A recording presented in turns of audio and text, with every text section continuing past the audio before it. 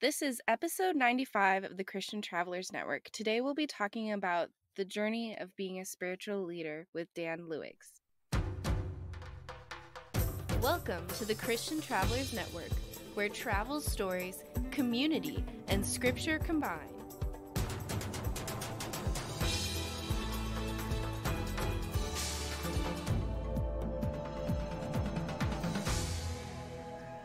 Hey, Christian travelers, I'm so glad that you are here because Dan Luigs is joining us to talk about some of the spiritual leadership characteristics God has given us as men and as women in the home, and also how that plays a part in our travels. But before we dive into that, I want to remind you that you can head to our website, christiantravelers.net. There you can find information about booking your next family adventure. You can also find information about other podcast episodes, travel resources, and our ultimate travel kit. But without further ado, Dan Luigs is the founder and the host of the Journey of a Christian Dad podcast and Facebook community. Dan is a requested public speaker and MC and has been featured on the Kingdom Crossroads podcast, Evangelism Radio, St. Joseph Radio, The Good Dad Project, L10 Mastery, and Biz Dad podcast. Dan and his family live for Christ, and they love hiking, climbing, playing in water, spending time with family and friends, and living a life of abundance. Hey, Dan, how's it going? It's going great. It's going great. So excited to be here, Sarah. I'm glad to have you here. So, tell us a little bit about yourself and how you became so passionate about this topic. Yeah, so it goes back to, your childhood. It seems like so many things do. And as I was growing up as a kid, I had a great life. Parents, wonderful marriage. They had their struggles that I got to see a little bit.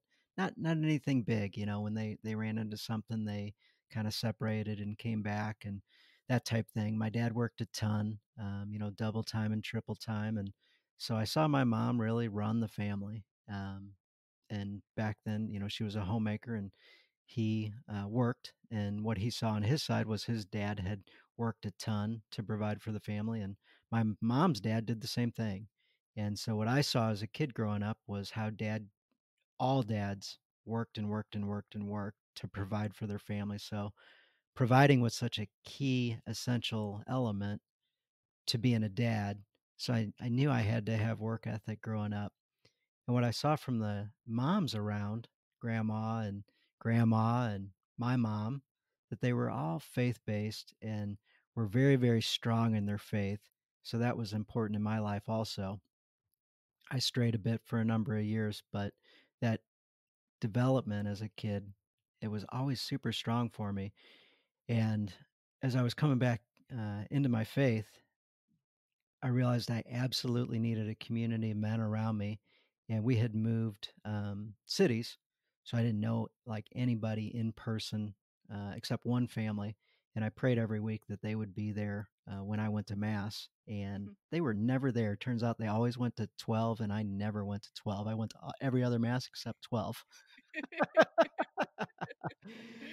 So through those prayers, at the gym I worked out at, guy says, "Hey, you should come, volunteer for this golf outing that I'm hosting."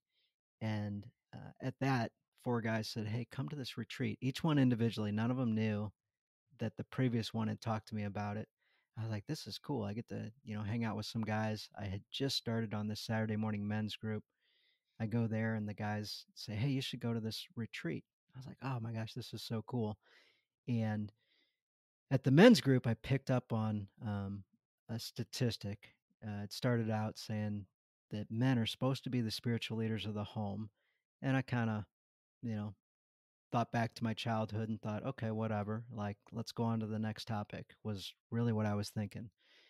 And instead, the guy started talking about some statistics. And he said something like 8 to 10% of kids will go to church on their own after high school if mom and dad weren't taking them to church.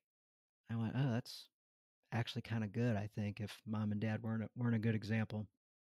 And then it said if mom was the reason why the kids went to church and the family went to church, if she was the one leading the way in that part of their lives, that 12 to 14% of kids would go to church on their own after high school. And I went, man, this is not good. Like I expected there to be a much bigger difference. And now they're going to go on to dads and say, 18 to 20% or something like that, which is a little bit better odds, but still very discouraging. And I got kind of angry at that point.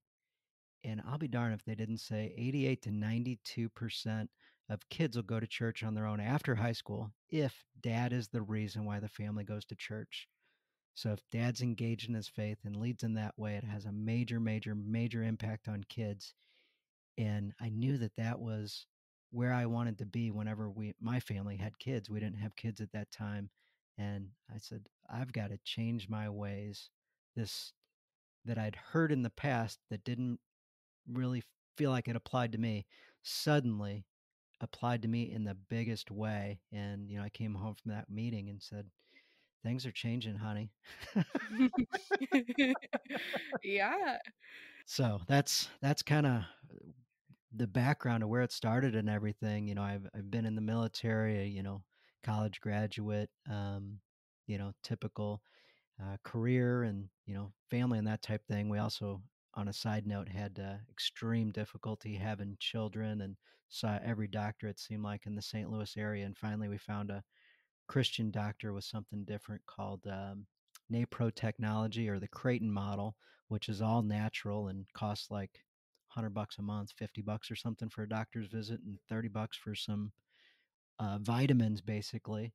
And a year later, my wife was pregnant and had her first child. So from miscarriages and sadness and everything else, we head to the book and follow biblical principles and see a Christian based doctor that has a system that's taught around the world these days that back then wasn't as well known. um, changed our lives. Now we're parents, and it's fantastic, and I'm so grateful and thankful every time I see that doctor's name and NAPRO and Creighton technology. I'm just so thankful and excited and just love God and praise God. So that's kind of where we're at. So as a side note, my kids are now 8 and 7, both daughters, and my wife and I have been married for 17 years.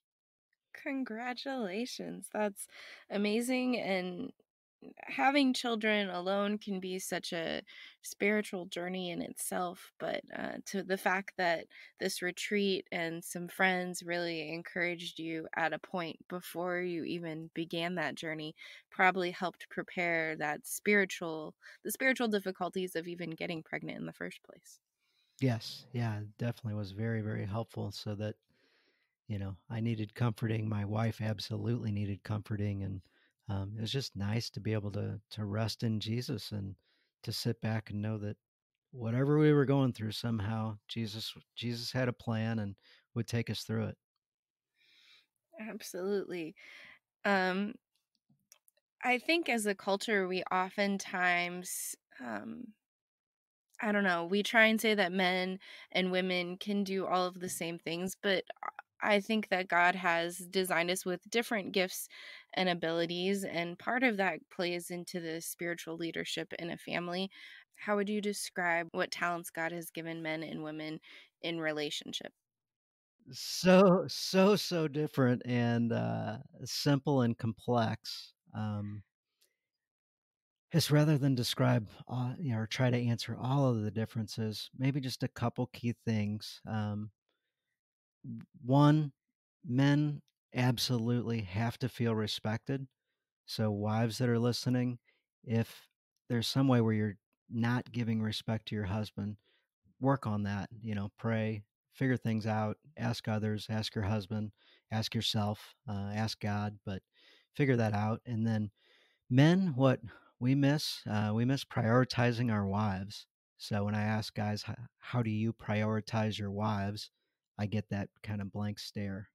What do you mean? Well, like, I mean exactly that. Like, how do you make your wife a priority in your life? Can you give me some examples of things you intentionally do? Uh, well, I get her a card and stuff on Valentine's. Yeah, yeah, yeah. At the Walgreens at like 5:30 when you get off work, and I got it. Of course you do that. What else?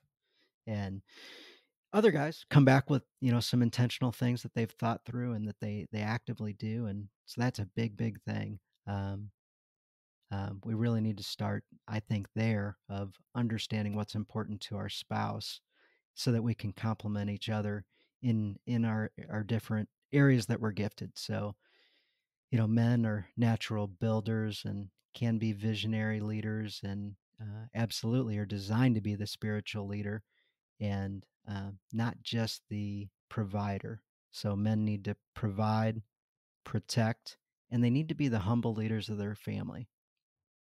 And wives, of course, have the comforting, the nurturing, the love, the um, ability to connect in a million different ways and have a million different thoughts, but all intersect. And the creativity aspect that women have is just unbelievably different than what men are typically gifted with.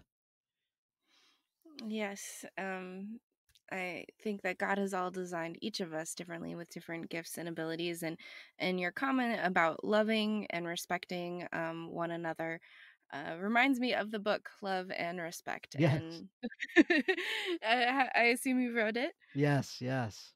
Yes, it's a really good book, and it has some really interesting facts about, um, in general, I mean, every person's different, but in general, what some traits are of men and women, and how, our personalities don't naturally combine.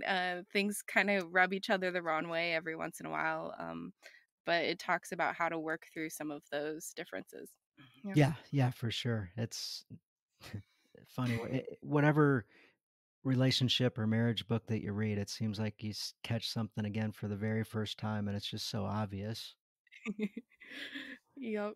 Being a spiritual leader in your home, what does that look like when your family travels? What are some things you guys intentionally do as a family?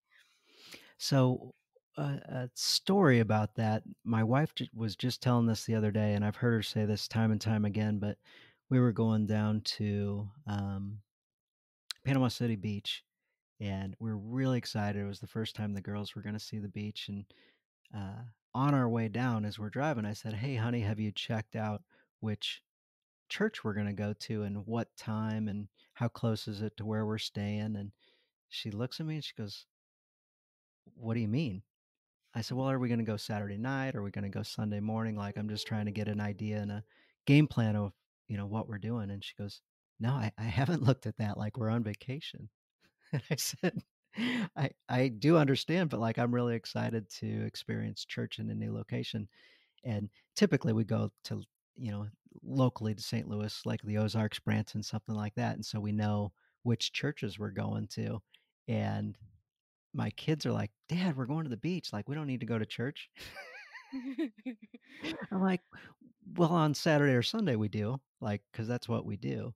And they talked their way through it a little bit, and they're like, "Oh, no, this will be cool. This will be exciting." I do remember going at like the Ozarks. I do remember going at Branson and experiencing something different than we normally do. And then my wife reflected, and she thought back to the times where we got to travel internationally and the churches that we went to there. And she's like, "Man, that was so cool when we were in Mexico and got to go to church and experience a Spanish mass." And it was just wonderful. And so hearing her recently tell that story again, she's like, "It was just the greatest thing being able to experience something all the way different while you're on vacation and having your eyes just all the way open and being able to experience every little thing throughout the service and remembering small little details that we can miss when we're at our same comfortable normal location." Absolutely. I think travel does open those opportunities for new experiences, and sometimes getting outside of our comfort zone can even open our hearts to God in new ways. But I think so many of us are tempted not to go to church while traveling. Yes. Yeah, yeah. I mean, that's a very real thing. I remember as a kid, it was the it seemed very normal to not go to church because we went in St. Louis and we were somewhere else as a kid. And somebody, in passing mentioned to my parents when they were on vacation that they went to a certain church. Well, they were vacationing in the same lake community that we went to.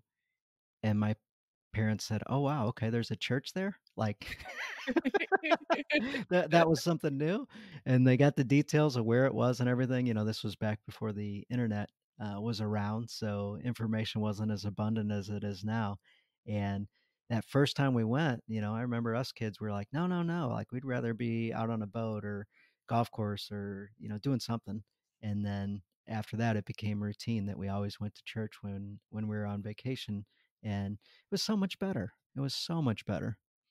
What are some things that you want to talk about spiritual leadership and travel?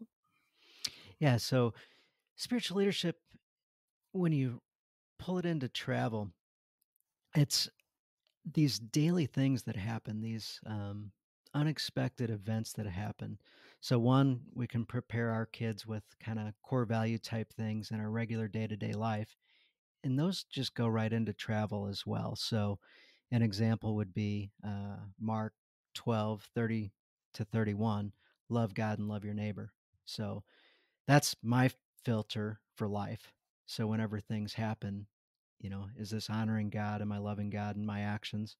And will this love my neighbor as I love myself? And if so, great. If not, stop, pause, think, reflect, and figure out a different course of action. So sometimes you see great things while you're on vacation, and sometimes you get put into situations that can be a little bit challenging, or maybe you see somebody upset at a restaurant and going back and forth with somebody. And those are just the opportunities to talk about the things that are important with your kids that just show up for you. They're like little softball, pitches to you where you can just take a swing and knock it out of the park if you're prepared and ready for them. So, one of the things I love about vacation is a concept called carefree timelessness. Hmm. We don't necessarily have a huge agenda. Every minute isn't jam packed with something to do. Quite often, you're, sitting in a line for 45 minutes at Disney or, with nothing to do other than wait and then, enjoy each other's company or hanging out on a beach. You're there for hours without any specific activities that you have to do. And you just get to enjoy each other's company. And as things show up and come along, you get to embrace and enjoy. So, I was thinking about our beach vacation and how we saw little sand crabs crawling up my wife's leg, and she freaked out and went screaming and running. And through that, we're like, how cool is that they got these little iridescent sand crabs that you can shine your flashlight on, and like you can't see them at all, but when you get that flashlight out, they're like glowing and they're everywhere. And it was so much fun. But in that, you can, this is all part of God's design. Hmm. So, something you can't see in the dark, but shine a little bit of light on it, and you realize, there's a whole lot there that you're not seeing. And, that's something you see throughout the Bible all the time. And God reveals things to you over and over and over again if you're willing and ask. Also, with vacations, I mentioned carefree timelessness. With that, silence, reflecting, productive pauses. So, you have that opportunity to just stop and relax and be yourself um, by not having the kind of grind of day-to-day life like what we intend to do when we go on vacation, shut our phones off and the different things like that. We can just take a deep breath and relax. And Hmm. often people just don't have that with the busyness of life, which is a totally different story. But if you feel like the busyness of life is keeping you on the wheel, jump off, stop, put some time back into your schedule where you can just have that carefree timelessness, sit in the classroom of silence, and just enjoy being with people, being present, sitting with God. Just a big, big deal. And I just get so much joy of not having all that running around. So COVID's actually been, kind of nice where it intentionally slowed us down and life is putting busyness back into our lives or giving us opportunities to say yes to busy. But now, it's like we got to be selective and choose what we say yes to and what we say no to. And we had that kind of pause on life for a bit so we could reflect on what's important and be intentional with the choices that we have and design the life that we want going forward.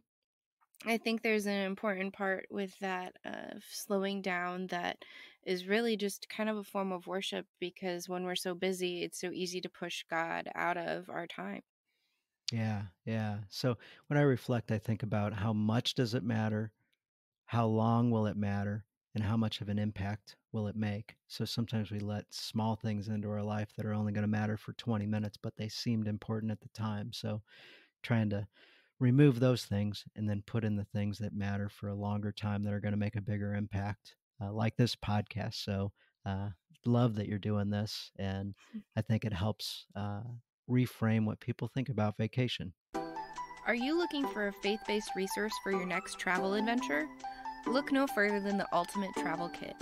This kit includes activities and supplies for large group, small group, and individual travel devotions. It is great for ages high school through retired adults, and it is very easy for leaders to incorporate around any travel itinerary. For more information, go to christiantravelers.net/ultimate travel kit. Thank you. Um, and I like what you said there because I am one who is easily tempted to overfill my schedule. But I like those questions that you had and how they reflect their purpose within God's kingdom here on earth. Yeah. They say pray continuously, which people often have challenges with that. I'm like, not pray the Our Father 24 hours a day. It Yeah. doesn't say that. Yeah. Um, So, no, just conversations with God and, you do an activity and then you come back, think about it for a second and, you know, include God, in that and, hey, Jesus, did you see that? Or whatever it is, but it can be totally conversational. But when you start your day with God, get into the Word, read the Bible, maybe do a devotional, have a community of people that you share and that are also doing the same thing at the similar times. Makes the whole rest of the day go better. Makes it easy to stay continuously in prayer and in communion with Jesus. So, uh, in the same way, when you're on vacation, why change that aspect? Why not, jump into the Bible, jump into a devotional, kind of first thing. How awesome is it when you're sitting on a balcony with a cup of coffee in your hand and enjoying the enjoying the beach, enjoying the birds, enjoying whatever nature's around you. Yeah, like so peaceful, and so that's how I start my day on vacation. Also, yeah, it's so important. Um, I think we're kind of creatures of habit, and if we let things go over vacations and we fall out of that routine, it can be so much harder when coming home to get back into those things that do matter. yes, yep, absolutely.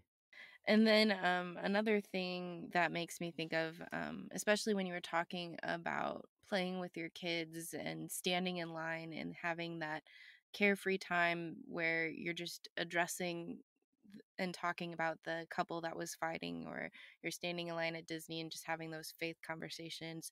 It makes me think of Deuteronomy 6, where it talks about how in your sitting down and you're going out, we are to be talking with our children about how God is present and what faith means in our lives and all of those things. Check out Deuteronomy 6 for real. I was just talking with a guy the other day, and his ministry is called D6. And I was like, Uh-huh. D6, what is he talking about? Okay, whatever. And then he's like, Deuteronomy 6. And I was like, oh my gosh, what a great scripture verse. Are there any other verses that you kind of fall back onto when needing that encouragement to be a spiritual leader? Yeah, so there's a number of different ones. Anything in Philippians is fantastic. Philippians 4, 6 through 7. Do not be anxious about anything, but in everything by prayer and petition with thanksgiving. Present your request to God, and the peace of God, which transcends all understanding, will guard your hearts and minds in Christ Jesus. So that one's a big one, and especially when you start out with the challenge of do not be anxious or be not anxious. Like Mm. anxiety just pounds us as a society, and in Scripture it says so many different times, "Be not afraid, don't be anxious." Like when fear and anxiety come into your life, you got to stop and ask yourself, where's it coming from, and how can I work through this? Mhm. There was a time, maybe right around when COVID started, actually, is when it happened. And for about a week, I just felt anxious all week. I felt a little bit fearful all week, which doesn't happen to me. 5-10 minutes and then it's gone is the norm. But this was a repetitive, kept coming back to me. And I said, God, I need help. I've looked, I've done some research, I've tried to figure this out. I don't know what this is. And this verse is actually making me have more anxiety. You're telling me not to, and I'm willing, but it keeps coming. It doesn't stop. And I'll be darned if I don't get on this business. A friend of mine has a pretty large network of people that he'll do business topics for. And it's really cool because a lot of it's faith based type material that's not outwardly faith based, but when you look into it, you're like, oh, yeah.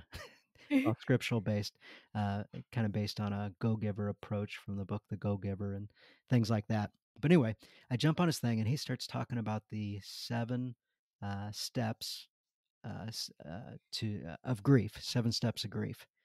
And I was like, what is he talking about? Why are we doing this 100, 300 person thing on a Zoom meeting, talking about how to get through somebody's death?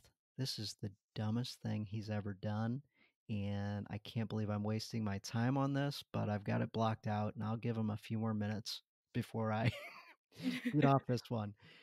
And as he's walking through it, I start feeling like, I gotcha. You're talking about the death of our normal life. COVID Mhm. totally changed that.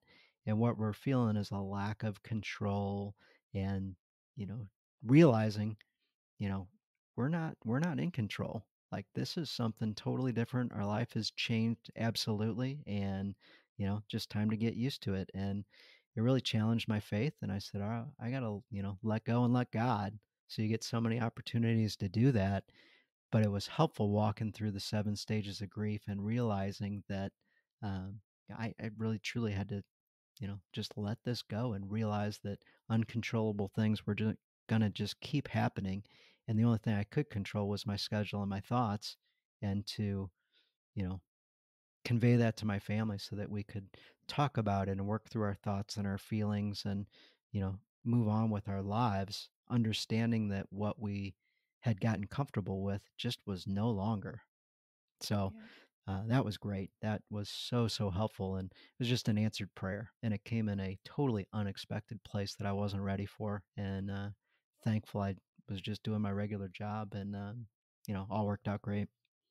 Yeah. And that's awesome that God would answer your prayer in such a unique way. And I think grief is a really good word to describe that anxiety that I think the pandemic has caused for a lot of us. Yeah. Yes, yes. And then was it 4:13? For some reason, I don't have that one memorized right now. I should. I can do all things in Christ who strengthens me. There we go. So it's not my strength, it's Christ's strength.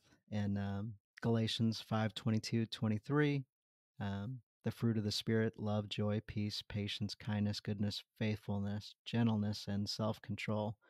Against such things there is no law. So that's another filter that you can run through. Is it honoring the fruit of the Spirit? If so, great. Like very simple. No kind of regrets when you live your life that way. And for people that think the husband shouldn't be the spiritual leader of the family, or I want to be also, or whatever that conversation is, it's like, no, Christ is supposed to love the spouse like, or the husband's supposed to love the spouse like Christ loved the church. Christ died for the church. So, husbands, if you don't feel that pain of giving up all the things that you want to, not all, but some of the things that you want to do are selfishness. Um, you should feel a little bit of pain every day over a decision that you have to make that's for the good of yourself and the family. That's not saying you shouldn't watch the football game with your buddies. That's not saying that you shouldn't do some of the things that you really enjoy. I love hiking and different things like that.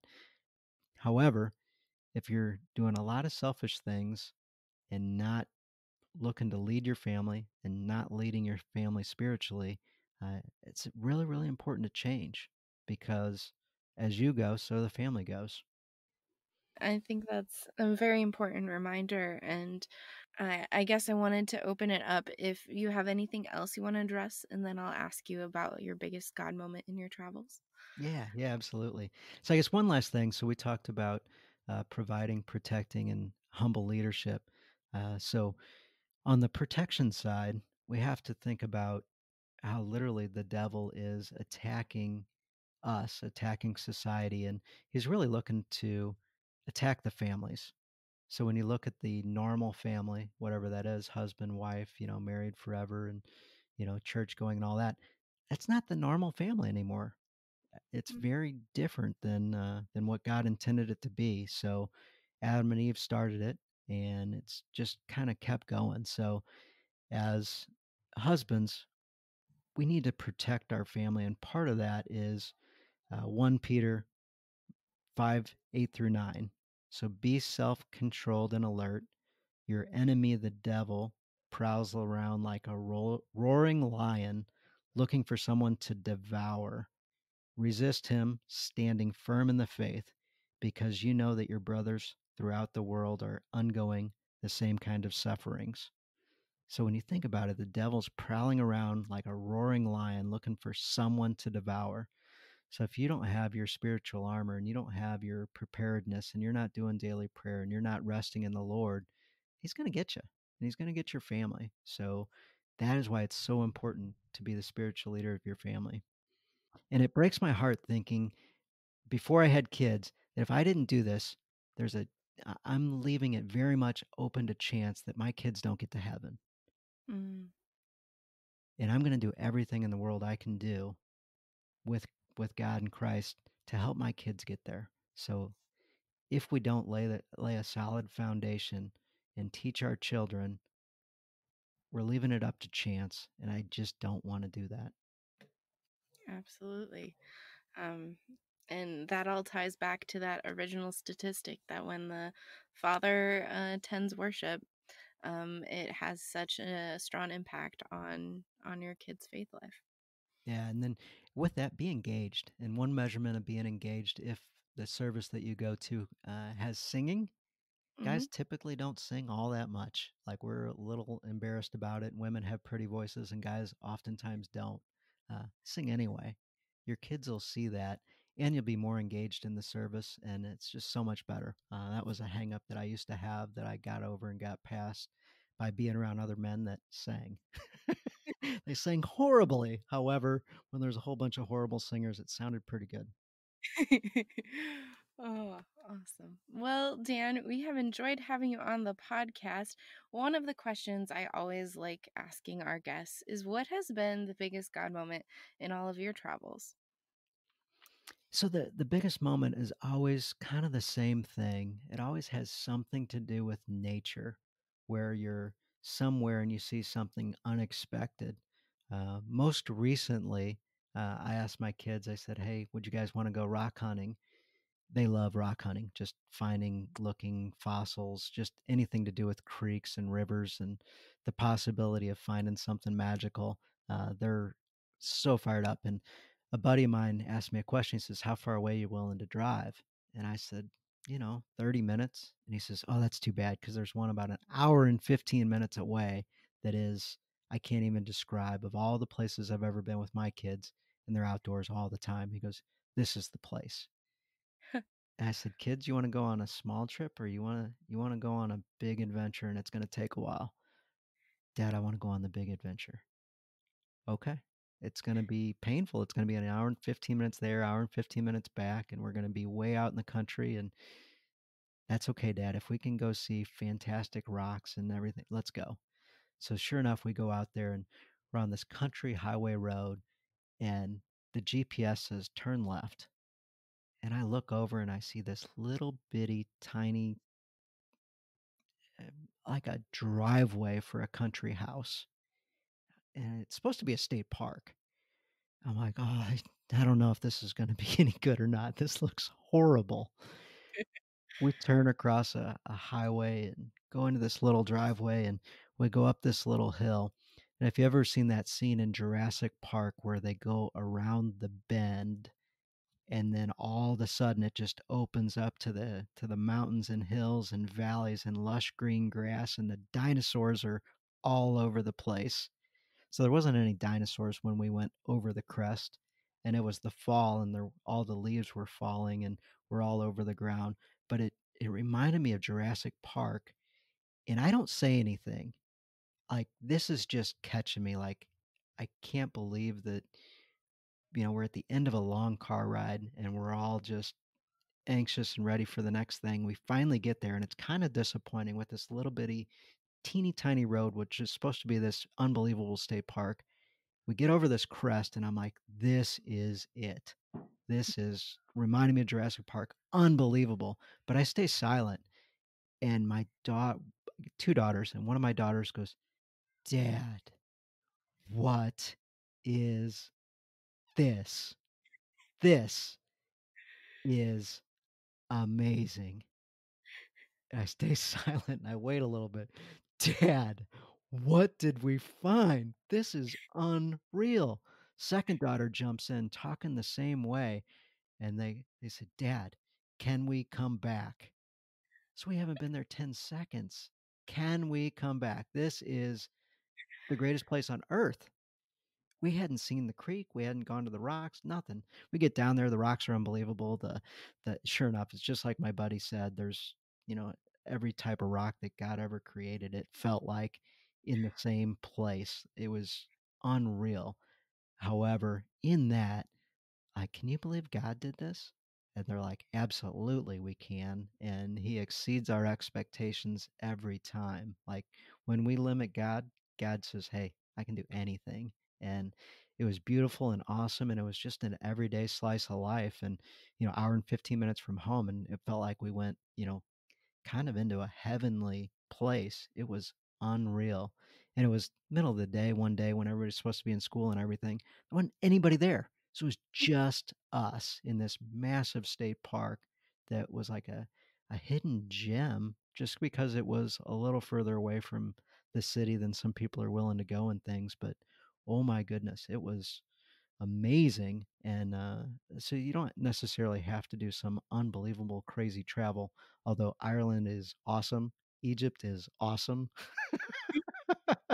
Austria, Germany, there's some amazing places. So we could always talk about those things, but it can be the supernatural type stuff, the incredible type stuff around the world, but it also could be someplace close in your backyard that you could experience just the true presence of God and being able to help your kids step into those situations so they can see it also. That's awesome. And it's crazy how God works in the unexpected ways. So other just short, quick story. We were at our church and we've got a small little chapel also. And I said, hey, girls, for no reason whatsoever, let's stop in the chapel for a second. I've Mhm. got the key code to get in the door. And I'm like, I just want to say a quick prayer.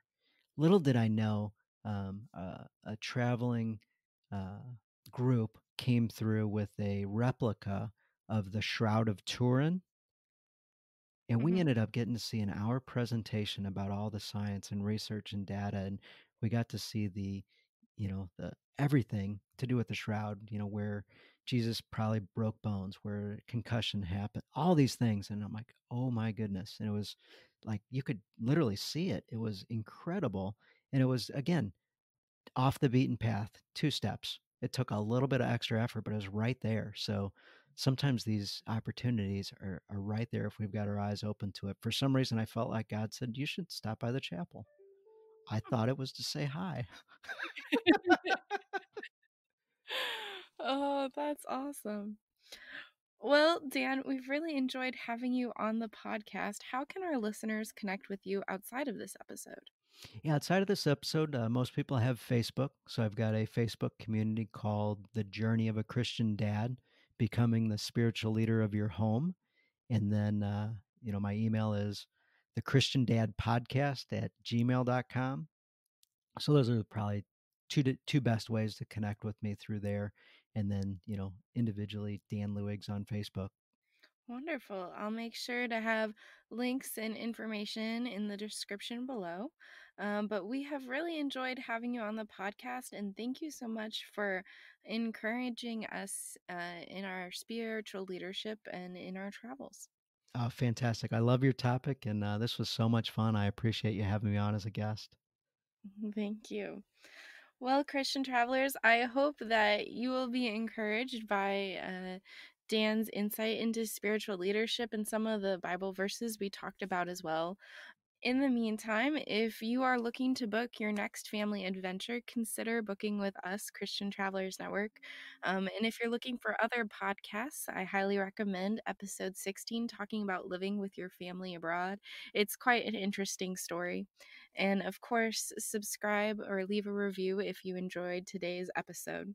But until next time, safe travels and God bless.